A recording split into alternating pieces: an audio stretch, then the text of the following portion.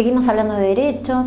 Nosotros dijimos en algún momento, cuando hablamos de un sistema integral, miro al sujeto en su integralidad. Y dentro de esa integralidad está lo que son la asistencia a los derechos sociales, la seguridad social. Y cuando hablamos de seguridad social, empezamos a pensar en derechos previsionales o sociales, derechos sociales. Y eso nos lleva a pensar en las asignaciones. Quiero hacer dos distingos y intentaré ser lo más clara posible para no crear confusión. Cuando hablamos de asignación, podemos pensar en la asignación de hijo con discapacidad y en la asignación universal por hijo. Vamos a la última, ¿sí? La asignación universal por hijo, que es de más sencilla descripción.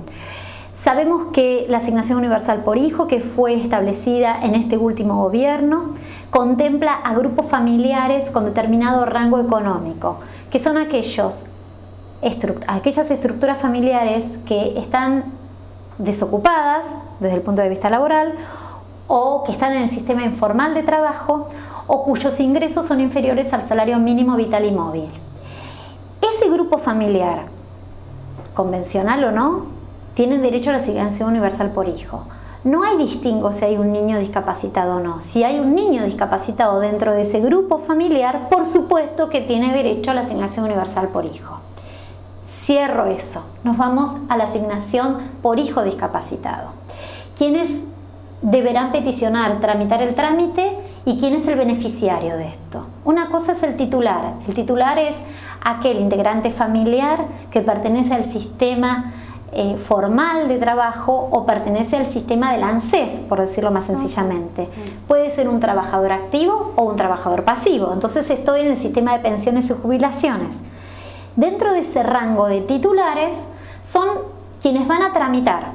¿Quién será el beneficiario? El beneficiario será el hijo menor de 18 años discapacitado, y acá no hay ninguna cuestión en especial, es el hijo menor. La minoridad es lo que hace que yo, papá, pretenda por él. Pero ahora también puedo tener un hijo mayor de 18 años con discapacidad cognitiva o, por ejemplo, una discapacidad motriz. Soy titular, tramito este beneficio a favor de mi hijo. ¿Qué características, qué condiciones para ser beneficiario debe tener este hijo? Tiene que ser un hijo soltero. Ya no me importa entonces si es mayor o menor de edad, ya me salí de ese rango. Por supuesto que tiene que tener residencia en el país. ¿Puede ser un hijo discapacitado que trabaje y ser sujeto beneficiario de la asignación familiar por hijo discapacitado? Sí.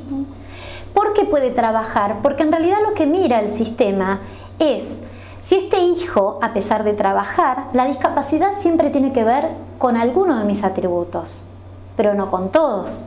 Cuando en algún momento hablamos de la curatela, de la insania y de la inhabilitación, dijimos que hoy la mirada es la de la inhabilitación.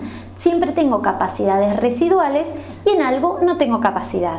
Entonces yo puedo ser discapacitado y trabajar, generárseme un ingreso, pero eso no quita que yo siga dependiendo en el resto de mis capacidades de mi papá o de mi mamá, que pertenece al sistema formal de trabajo, que es titular de un servicio de la seguridad social como es en el ANSES, y que por eso tengo armado todo el sistema para que llegue la asignación familiar por hijo. Básicamente también me pregunto, ¿qué pasa si este titular, a quien derrama el beneficio a favor de su hijo beneficiario, fallece?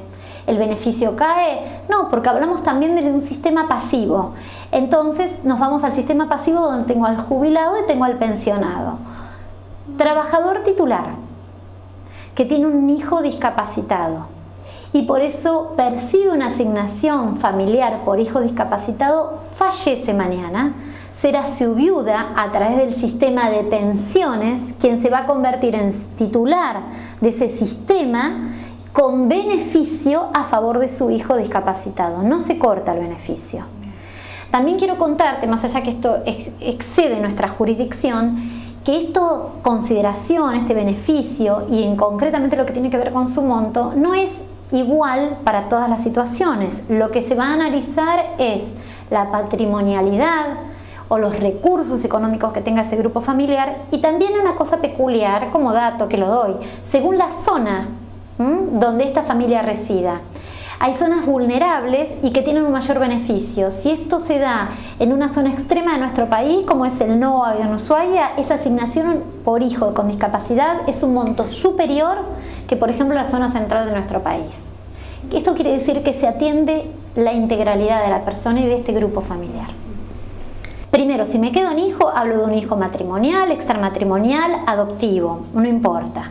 Pero cuando me voy de la palabra hijo, hay beneficiarios que pueden ser niños o adultos que son cuidados o están en guarda, en el sistema de guarda o en el sistema de tutela por terceras personas que no son su papá o su mamá. Un ejemplo sencillo, un abuelo a quien se le asignó la guarda de un niño con discapacidad. ¿Puede tramitar la asignación familiar por hijo, aunque no es hijo, discapacitado? Por supuesto que sí. Te cuento también que no solamente un abuelo, puedo pensar en un tercero a quien se le asignó una guarda. Por ejemplo, hay casos de familias de acogimiento a quien se le asigna un niño en guarda. Puede tramitar este beneficio. También lo puede tramitar el familiar más cercano en línea del Código Civil, ascendentes, descendentes, acabamos de hablar, pueden ser los colaterales, que tengan obligación alimentaria según las reglas del Código Civil. Lo único que me va a pedir la ANSES es ¿dónde está el decreto judicial que este niño o este adulto está bajo tu cuidado? Una vez que yo tengo un decreto judicial que así lo dispone, acredito esto en el ANSES y puedo peticionar la asignación por hijo discapacitado. Entonces, no nos quedemos en la palabra hijo, va mucho más allá.